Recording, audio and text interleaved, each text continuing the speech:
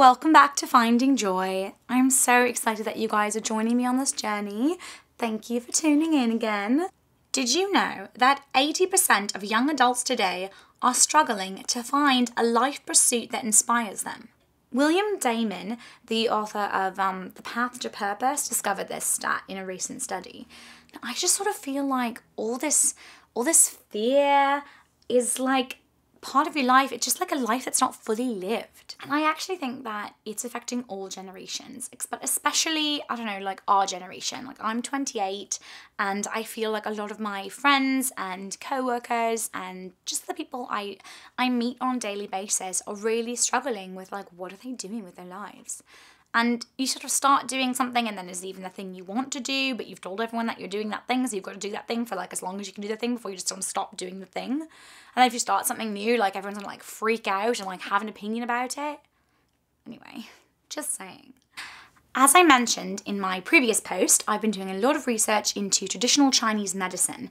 And in Chinese medicine, when you're worrying and you're like, don't really know what's going on, it really affects your spleen. Look into your lower back pain, because it actually could just be like your kidneys and your adrenals being like, oh my God, freaking out. You know, like the more we have fight or flight symptoms about, you know, like fears of this and fears of that, and it could be your job or your money situation or your apartment or your boyfriend or just going on a date or like no one swiping in the right direction for you on Tinder. It could just be really stressful, and that starts to affect our lives in so many ways. So, how do we move past these fears towards the life that we truly want, that we're meant to live? I really suggest that this week you carve out some time for self-discovery. Okay, let's get started with the tips. First, I want you to ask yourself 4 questions. Question number 1, what am I doing? Question 2, why am I doing what I'm doing? Question 3, what comes easy to me? Question 4, what makes my heart sing? So I want you to carve out some time in your evening and reflect back. Think about the activities in your day that are like give you joy and those that are joy draining. Act. Don't think about it, just act. Start doing more of those things that bring you joy. After you've asked yourself these questions, I really want you to ignite your imagination.